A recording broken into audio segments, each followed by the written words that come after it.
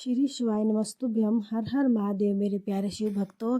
आइए आज हम जानते हैं पंडित प्रदीप मिश्रा जी द्वारा बताए गए शिव महापुराण के उपाय से हम शिव जी को 3 प्रकार का जल चढ़ा सकते हैं। पहले प्रकार का जल होता है साधारण जल और तीनों प्रकार के जल का अलग अलग भाव होता है।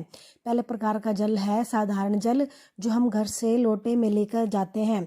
ये होता है सिंपल जल। जब हम घर से अपने लोटे में जल लेकर जाते हैं और शिवलिंग को चढ़ाते हैं तो हम शिवलिंग को, जो भोले बाबा होते हैं, उसको अपना एड्रेस दे देते हैं और अपने आनंद के लिए, अपनी इच्छा पूर्ति के लिए वह जल चढ़ा देते हैं। और दूसरे प्रकार का जल है इत्र वाला जल। जब घर में कोई रोगीला व्यक्ति हो, बहुत समय से परेशान हो, रोग से ग्रस्त हो, तो इत्र वाला जल उस व्यक्ति के हाथ का स्पर्श कराकर 1 लोटा जल लेकर उसमें इत्र डालकर और उस व्यक्ति, जो बीमार व्यक्ति है, उसके हाथ का स्पर्श करवाकर शिवलिंग पर यदि हम 5 से 7 दिन लगातार चढ़ा दें और आप 7वें दिन देखना उस व्यक्ति को दवाई या औषधि लगनी आरंभ हो जाएगी और उस व्यक्ति का, जो रोगीला व्यक्ति होता है, उसके स्वास्थ्य में भी आराम मिलने लगेगा। आप करके देखिए। शिव महापुराण में, स्कंद पुराण में यह उपाय बताया गया है। और तीसरे प्रकार का जल है बेलपत्री का जल। यदि हम लोटे में बेलपत्री डालकर शिवलिंग पर चढ़ाते हैं तो हम बिना कहे ही, जिस भाव से हम बेलपत्री का जल शिवलिंग पर चढ़ाते हैं, अगर हम अपनी इच्छा नहीं बोलते तो भी भोले बाबा तक वह अपनी इच्छा पहुंच जाती है। यह 3 प्रकार के भाव बताए गए हैं। पहला सिंपल सादा जल, जब हम घर से लेके जाते हैं और अपने आनंद के लिए शिवलिंग को चढ़ाते हैं, उससे हम अपना घर का एड्रेस भोले बाबा को दे देते हैं।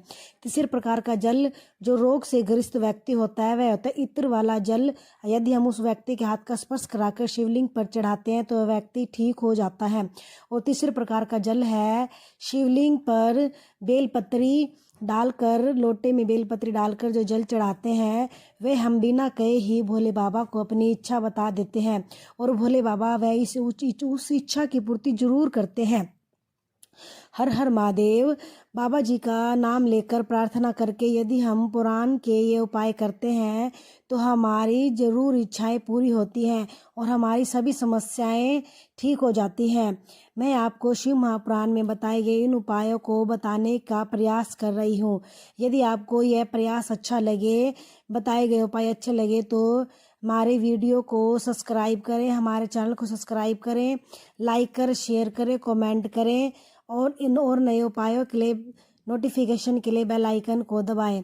इसलिए आप शिव महापुराण के उपाय सुनते रहें और भोले बाबा पर अपना विश्वास बनाए रखें। हर हर महादेव। राधे राधे।